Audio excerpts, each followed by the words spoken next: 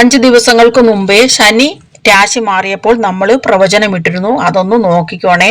അതും ഇതും കൂടെ കണക്ട് ചെയ്ത് തന്നെ നോക്കണം. നമ്മൾ ഊഹിച്ചിരുന്നത് പോലെ തന്നെയാണ് ഇപ്പോൾ കാലാവസ്ഥാ പ്രവചനം വന്നിരിക്കുന്നത്. ഇത് ഏപ്രിൽ മാസമാണെന്ന് ഓർക്കണം. കൊടും ചൂടിന്റെ മാസം.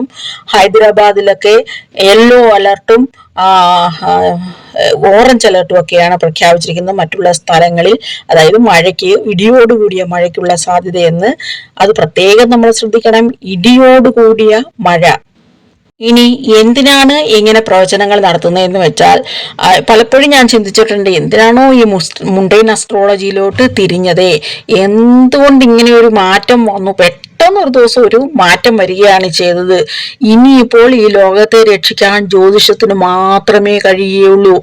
ഇപ്പോൾ ഒരു പ്രവചനം വന്നിരിക്കുന്നതെന്ന് പറഞ്ഞാൽ 70 കോടി ജനങ്ങൾ നമ്മുടെ രാജ്യത്ത് ഈ തീവ്രമായ മഴയ്ക്ക് ആ കെടുതികളിൽ പെടാൻ പോവുകയാണെന്ന്.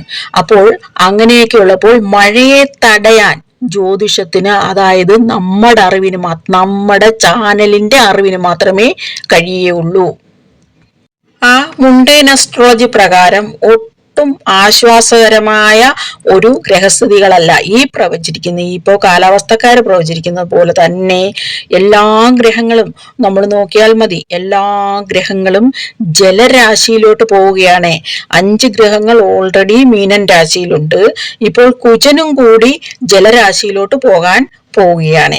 ഇങ്ങനെയൊരു സന്ദർഭം വരുമ്പോൾ മറ്റൊരു കാര്യം നമ്മൾ പ്രത്യേകം ശ്രദ്ധിക്കേണ്ടത്, അഗ്നിരാശി ഗ്രഹങ്ങളൊന്നുമില്ല. അപ്പോൾ ആ ഒരു ഊർജത്തിന്റെ, അഗ്നി എന്ന് പറയുന്ന ലോകത്തിന്റെ നിലനിൽപ്പ് ആ ഊർജമാണ്. ആ ഊർജത്തിന്റെ ഒരു കുറവ് അവിടെ വരുന്നുണ്ട്. അങ്ങനെ പ്രകൃതി ഒരു അസന്തുലിതാവസ്ഥയിലോട്ട് നീങ്ങിക്കൊണ്ടിരിക്കുകയാണ്. ഇപ്പോൾ ഇന്നത്തെ കാര്യം, ഇന്ന് രാത്രി 1 മണിക്ക്, അതായത് പുലരുന്നൊന്നും പറയാൻ പറ്റത്തില്ല നമുക്ക്, ആ 1 മണിക്ക് 1:23 കുജൻ രാശി മാറുകയാണ്. കുജൻ ഒരു ഹൈ പൊസിഷനിൽ നിന്നും പെട്ടെന്നൊരു ലോ പൊസിഷനിലോട്ട് വന്നിട്ട് ഏറ്റവും ലോവസ്റ്റ് പൊസിഷനിലോട്ട് പോവുകയാണ്, അതായത് നീചത്തിലോട്ട് പോവുകയാണ്. ഒരു കാര്യം ഓർക്കണം, ഭൂമി കാരകനാണ് ചൊവ്വ. നമ്മുടെ ആ രക്തബന്ധം എന്നൊക്കെ പറയത്തില്ലേ, ഇതിന്റെ എല്ലാം അടിസ്ഥാനം എന്ന് പറയുന്നത് കുജനും കൂടിയാണ്. അപ്പോൾ അതെല്ലാം നിയന്ത്രിക്കുന്നത് കുജനാണ്. ആ കുജനാണ് ഇങ്ങനെയൊരു സ്ഥിതി വരുന്നത്. അപ്പോൾ പെട്ടെന്നുണ്ടാകുന്ന ഒരു മണ്ണിടിച്ചിൽ, പെട്ടെന്നുണ്ടാകാവുന്ന ഭൂകമ്പങ്ങൾ, മുമ്പ് ഞാൻ പറഞ്ഞതുപോലെ സമുദ്രത്തിന്റെ അടിയിൽ ഉണ്ടാകാവുന്ന ഭൂകമ്പങ്ങൾ, അതിനൊക്കെയുള്ള സാധ്യതയുണ്ട്. അതുപോലെ ശുക്രനാണെങ്കിൽ ഇങ്ങനെ പാവഗ്രഹങ്ങളുടെ കൂടെ നിൽക്കുന്നതുകൊണ്ട് ഏറ്റവും കൂടുതൽ അഫക്റ്റ് ചെയ്യുക ഈ ഭയങ്കരമായിട്ടുള്ള ഈ 5 സ്റ്റാർ ഹോട്ടലുകൾ, അങ്ങനെയൊക്കെയുള്ള 5 സ്റ്റാർ സിറ്റീസ്, അങ്ങനെ ആ ലെവലിലുള്ള നഗരങ്ങളൊക്കെ ഇല്ലേ, അവയായിരിക്കും. പ്രത്യേകിച്ചും നമ്മൾ ഈ രാശികൾക്ക് നഗരങ്ങൾ പറഞ്ഞിട്ടുണ്ട്, അല്ല കൺട്രികൾ പറഞ്ഞിട്ടുണ്ട്. ആ രാജ്യങ്ങളൊന്ന് നോക്കിക്കോണേ. എല്ലാം ഇതിനകത്ത് പറയാൻ പറ്റത്തില്ല. ഓരോ രാശികൾക്കുമുള്ള രാജ്യങ്ങൾ നമ്മൾ പറഞ്ഞു വെച്ചിട്ടുണ്ട്. അപ്പോൾ അതിനകത്ത് അറേബ്യൻ രാജ്യങ്ങൾ വരും, അമേരിക്ക വരും, ലണ്ടൻ വരും, എല്ലാം വരും. അപ്പോൾ ഇവിടെയെല്ലാമാണ് ഇപ്പോൾ ഇതൊക്കെ നടന്നുകൊണ്ടിരിക്കുന്നത്. ചൈനയിലൊക്കെ അല്ലേ നടന്നുകൊണ്ടിരിക്കുന്നത്. അതിൽ പറഞ്ഞിരിക്കുന്ന രാജ്യങ്ങളിൽ തന്നെയാണ് നടന്നുകൊണ്ടിരിക്കുന്നത്. അപ്പോൾ അതൊന്ന് നോക്കിക്കോണേ. വീണ്ടും വീണ്ടും പറയാൻ പറ്റാത്തത് കൊണ്ടാണ്. ആലിമ്പഴം പഴുത്തപ്പോൾ കാക്കയ്ക്ക് വായിൽ പുണ്ണെന്ന് പറയുന്നത് പോലെയാണ് അവസ്ഥ. ഇത്രയും വലിയ ഇതൊക്കെ വരുമ്പോൾ അത് അങ്ങനെ ആ മഴ നിർത്താനൊക്കെയുള്ള ശക്തി ഇപ്പോഴുണ്ടോ എന്നൊരു സംശയമുണ്ട്. കാരണം എന്താണെന്ന് വെച്ചാൽ നമുക്ക് സമയദോഷമാണ്. ഭഗവാൻ തന്നെ ഇങ്ങനെ ഓരോരോ പ്രതിവിധികൾ ചെയ്യിപ്പിക്കുന്നുണ്ടേ, അതറിയാം. ഈ ചാർട്ടിലോട്ടൊന്ന് നോക്കി, ഇതില് ആ മീനൻ രാശിയിലോട്ടൊന്ന് നോക്കി, 5 ഗ്രഹങ്ങൾ അവിടെ നിൽക്കുകയാണ്. മീനൻ രാശി എന്ന് പറയുന്നത് അവസാനത്തെ രാശിയാണ്, ജലരാശിയാണ്. അത് കഴിഞ്ഞിട്ട് കുജൻ മാറുന്നത് എങ്ങോട്ടാണ്? അടുത്ത ജലരാശിയിലോട്ട്. അത് 4ാം ഭാവം കൂടിയാണ്. അതും നമ്മൾ ഓർക്കണം. 6 കേതു, 12 രാഹു, അവയുടെ ഈ കാലസർപ്പ യോഗം എന്ന് പറയുന്ന ആ യോഗത്തിലോട്ട് ലോകം പോയിക്കൊണ്ടിരിക്കുകയാണ്. ഇപ്പോൾ ശനി ഈ നക്ഷത്രവശാൽ വെളിയിൽ തന്നെയാണ് ഉള്ളത്. ഇപ്പോൾ വീണ്ടും ഒരു വിഷയോഗമാണ്. അതിന്റെ കൂട്ടത്തിൽ ശനി ഗുരുവിനെ നോക്കുകയും കൂടെ ചെയ്യുന്നു. അങ്ങനെ എല്ലാ ഗ്രഹങ്ങളും അങ്ങോട്ടും ഇങ്ങോട്ടും പരസ്പരം ദൃഷ്ടി ചെയ്ത് ഒരു വല്ലാത്ത അസന്തുലിതാവസ്ഥയിലോട്ടാണ് ലോകം കടന്നുപോയിക്കൊണ്ടിരിക്കുന്നത്. അതുകൊണ്ടാണ് ഇത്രയധികം പ്രകൃതി ദുരന്തങ്ങൾ നേരത്തെ ഉണ്ടായിട്ടുണ്ടോ എന്ന് ചിന്തിക്കൂ. അടുത്ത കുറച്ച് ദിവസങ്ങൾ തീർച്ചയായിട്ടും നിർണായകം തന്നെയാണ്. അപ്പോൾ നമ്മൾ ആ മഴയാണ് പെയ്യുന്നതെങ്കിൽ മഴയെ തടയുക, അങ്ങനെയൊക്കെ ചെയ്യാൻ പറ്റത്തുള്ളൂ. അതിനുവേണ്ടി പ്രത്യേകം വീഡിയോ ഇടുന്നതായിരിക്കും. ഇന്നും നാളെ നമ്മൾ പ്രകൃതിയെ വളരെയധികം വീക്ഷിക്കണം. അത് കഴിഞ്ഞിട്ട് പുണർത നക്ഷത്രമില്ലേ, അത് മിഥുനത്തിലും കർക്കിടകത്തിലും. ആ നക്ഷത്രത്തിൽ ചന്ദ്രൻ വരുമ്പോൾ നമ്മൾ പ്രത്യേകം നിരീക്ഷിക്കണം എന്താണ് ലോകത്ത് സംഭവിക്കുന്നതെന്ന്. അതായത് ഈ കുജനുമായി ബന്ധപ്പെട്ട കാര്യങ്ങളില്ലേ, ആശുപത്രി, പ്രതിരോധ മേഖലയിൽ പ്രവർത്തിക്കുന്നവര്, അങ്ങനെ യുദ്ധങ്ങള്, ഇങ്ങനെയൊക്കെയുള്ള മേഖലയിലൊക്കെ എന്തെല്ലാം മാറ്റങ്ങളാണ് ഇപ്പോഴത്തെ. എത്ര കുഞ്ഞുങ്ങളാണ് കഴിഞ്ഞ പ്രാവശ്യം നമ്മൾ പ്രവചിച്ചുകൊണ്ടല്ല, അല്ലെങ്കിലും സംഭവിക്കും, 300 കുഞ്ഞുങ്ങളെയാണ് ഒറ്റയടിക്ക് കൊന്നത്. അങ്ങനെയൊക്കെ കുട്ടികളൊക്കെ സൂക്ഷിക്കേണ്ട സമയമാണ്. അതായത് വയലൻസ് കൂടാനുള്ള സാധ്യത, മണ്ണിടിച്ചുകളും ഭൂകമ്പങ്ങളും അഗ്നിപർവ്വത സ്ഫോടനങ്ങളും തീപിടുത്തങ്ങളും എല്ലാം കൂടാനുള്ള സാധ്യതകൾ. അതുപോലെ ആണെങ്കിൽ ഫുഡ് പോയിസണിങ്, അതായത് ഗുരുവിന് ശനിയുടെ ദൃഷ്ടി വരുന്നതുകൊണ്ട് ഫുഡ് പോയിസണിങ്ങിനൊക്കെയുള്ള സാധ്യത വളരെയധികം കൂടാനുള്ള സാധ്യത. വാക്കുകൾ കൊണ്ട് മറ്റുള്ളവർ അങ്ങോട്ടും ഇങ്ങോട്ടും വേദനിപ്പിക്കുന്ന അങ്ങനെയുള്ള സാഹചര്യങ്ങളിലെ പിഴകൾ, അങ്ങനെയൊക്കെ വരാനുള്ള സാധ്യത. എനിക്ക് കഴിഞ്ഞ വീഡിയോയിൽ ഒരു ചെറിയ പിഴവ് വന്നു. ഈ വീഡിയോയിൽ എന്തെങ്കിലും വരുവാണെങ്കിൽ ഒന്ന് ക്ഷമിച്ചേക്കണേ. കഴിഞ്ഞ കുറേ മാസങ്ങളായിട്ട് നമ്മൾ പറഞ്ഞുകൊണ്ടിരിക്കുന്ന അതേ കാര്യങ്ങൾ തന്നെയല്ലേ ഈ പറഞ്ഞുകൊണ്ടിരിക്കുന്നത്. ഗ്രഹസ്ഥികൾ അങ്ങോട്ട് മാറുന്നില്ല. ഇനി രാഹുവും കേതുവും മാറിയിട്ട് ഗുരുവും കൂടി മാറുമ്പോഴാണ് വലിയ വ്യത്യാസങ്ങൾ വരിക. അതുവരെയും ഇങ്ങനെയൊക്കെ തന്നെ ആയിരിക്കും. ഇപ്പോൾ ജ്യോതിഷമൊക്കെ ഇങ്ങനെ ഗ്രഹനിലയൊക്കെ നോക്കാൻ സോഫ്റ്റ്വെയർ ഒക്കെ ഉണ്ടല്ലോ. അപ്പോൾ ഇങ്ങനെ തീയതികൾ എടുത്ത് വെച്ചിട്ട് നോക്കുക. ഇപ്പോൾ നമുക്ക് ഇപ്പോഴത്തെ ഇന്നും നാളെയും വലിയൊരു ആശ്വാസം വന്നതെന്ന് പറഞ്ഞാൽ അമാവാസിയോ പൗർണമിയോ അല്ല, അത്രയൊരു ആശ്വാസം ഉണ്ട്. എന്നാലും ചന്ദ്രൻ മിഥുന രാശിയിൽ വരുമ്പോൾ എല്ലാ ഗ്രഹങ്ങളുടെയും നോട്ടം കിട്ടുന്നതുകൊണ്ട് ആ ഒരു സ്ഥിതിയിലോട്ട് വരുമേ.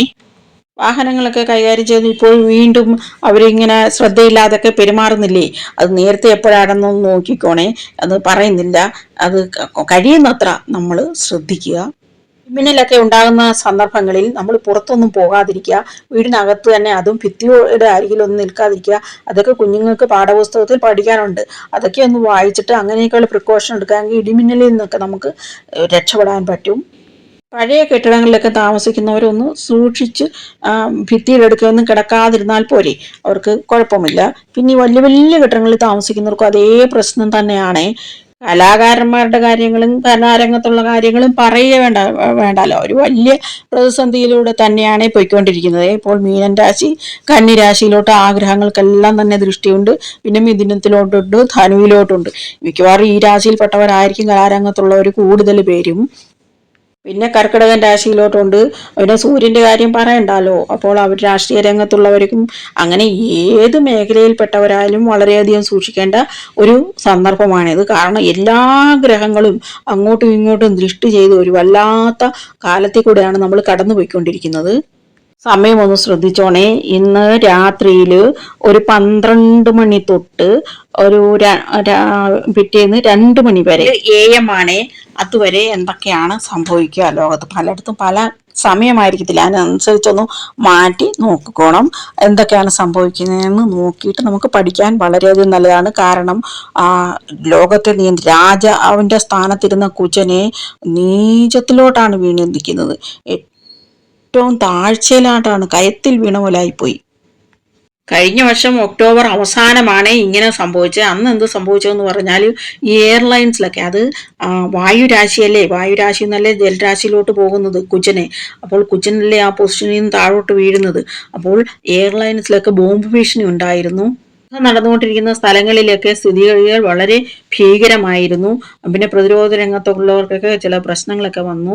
അതുകൊണ്ട് ഈ കുജനുമായി ബന്ധപ്പെട്ട എല്ലാം തന്നെ കെമിക്കൽസ്, തീയെ, പ്രതിരോധ പ്രവർത്തനകരെ, ആരോഗ്യ മേഖലയിൽ പ്രവർത്തിക്കുന്നത്, ഹോസ്പിറ്റലുകളെ, ഇങ്ങനെല്ലാം പറയാൻ പറ്റത്തില്ല. അത് നോക്കിക്കോണേ. ഇവരെല്ലാം തന്നെ വളരെയധികം കെയർഫുൾ ആയിട്ടിരിക്കേണ്ട സമയമാണ് ഈ വരുന്ന 5-6 ദിവസങ്ങൾ. അന്നത്തേൽ നിന്ന് ഒരു പ്രത്യേകത എന്താണെന്ന് വെച്ചാൽ, അന്ന് ശനിയുടെ രാശിദൃഷ്ടി ഉണ്ടായിരുന്നു കുജന്. ഇപ്പോൾ അതില്ല. അതുകൊണ്ടാണ് നമ്മൾ അതിന് കുറച്ച് ഒരു തീവ്രത കുറയുമെന്ന് ചിന്തിക്കുന്നത്. അതായത് കഴിഞ്ഞ 2.5 കൊല്ലമായിട്ട് നമ്മൾ ചിന്തിച്ചുകൊണ്ടിരുന്ന കാര്യം എന്ന് പറഞ്ഞാൽ 4-ാം ഭാവത്തിലോട്ട് ശനിയുടെ രാശിദൃഷ്ടി ഉണ്ടായിരുന്നു. അതിൽ നിന്നൊരു ആശ്വാസം കിട്ടിയിട്ടുണ്ട്. അതുപോലെ 12-ൽ നിൽക്കുന്ന ശനി തീരെ കുറഞ്ഞാണ് നിൽക്കുന്നത്. പക്ഷേ സംഭവിച്ചത് കാര്യങ്ങൾ വെച്ച് നോക്കുമ്പോൾ ശനിയെ വളരെയധികം സൂക്ഷിക്കേണ്ട സമയമാണ് ഇപ്പോഴും. അതുകൊണ്ട് നമ്മൾ എല്ലാ മേഖലയിലുള്ളവരും എല്ലാ ഗ്രഹങ്ങളുമായിട്ട് ബന്ധപ്പെട്ട കാര്യത്വങ്ങൾ കൊടുത്തിട്ടുണ്ട്. ആ കാര്യങ്ങളെല്ലാം തന്നെ, അതായത് ഏറ്റവും സൂക്ഷിച്ച് മുന്നേറേണ്ട കാലമാണ്. പ്രാർത്ഥന കൊണ്ട് മാത്രമേ നമുക്കിത് തരണം ചെയ്യാൻ പറ്റുകയുള്ളൂ. ലോകത്തിന് ഭാരമായ ചില മന്ദബുദ്ധികൾ, ദൈവമില്ലെന്നും പറഞ്ഞ് നടക്കുന്നവർ, അവർ ഇങ്ങനെ ദൈവനിന്ദ നടത്തുന്നത് കൊണ്ടുള്ള കുഴപ്പങ്ങളുമുണ്ട്. കൊറോണയിൽ ഇത്രയും പ്രശ്നം ഉണ്ടാകാൻ കാരണം അങ്ങനെയുള്ള ആ മന്ദബുദ്ധികളുടെ ആ ബുദ്ധിയില്ലായ്മ കൊണ്ട് മാത്രമാണ്. ഇപ്പോൾ നമ്മൾ ചെയ്യാൻ പോകുന്നത്, വലിയ പ്രളയം വരികയാണെങ്കിൽ മഴ നിർത്താൻ പ്രാർത്ഥിക്കുക. പണ്ട് പ്രാർത്ഥിപ്പിച്ചപ്പോഴെല്ലാം സംഭവിച്ചിട്ടുണ്ട്. ഇനി ഇപ്പോൾ സമയദോഷമായതുകൊണ്ട് എന്തെങ്കിലും തടസ്സങ്ങൾ ഉണ്ടാവുകയാണെന്നുള്ളൂ. എല്ലാവർക്കും സമയദോഷമല്ലല്ലോ. നല്ല ശനി നല്ല സ്ഥിതിയിൽ നിൽക്കുന്നവരൊക്കെ ഇല്ലേ, അവരും ഈ പ്രാർത്ഥന കേൾക്കുമ്പോൾ ഒന്ന് ശക്തമായി പ്രാർത്ഥിക്കുക. എങ്കിൽ പിന്നെ ഇപ്പോഴങ്ങ് പ്രാർത്ഥിച്ചൂടെ എന്ന് ചോദിച്ചാൽ, ഇത് സമ്മറാണെന്ന് ഓർക്കണം. സമ്മറിലാണ് നമ്മൾ ഇങ്ങനെ ചെയ്യേണ്ടത്. ആ സമ്മറിൽ അങ്ങനെ ചെയ്തു പിന്നെ ചൂട് കൂടിയാലുള്ള സ്ഥിതി ഒന്ന് ഓർത്ത് നോക്കിയേ, മഹാപ്രളയമൊക്കെ വന്നു പോകും. അതുകൊണ്ട് നമ്മൾ വളരെ ചിന്തിച്ച് ഓരോ അടിയും മുന്നോട്ട് വെക്കണം. നമുക്ക് ഭാരതത്തിന് വേണ്ടിയും ഭഗവാന്റെ ഭക്തന്മാർക്ക് വേണ്ടിയും പ്രാർത്ഥിക്കാം. ഓം നമഃ ശിവായ.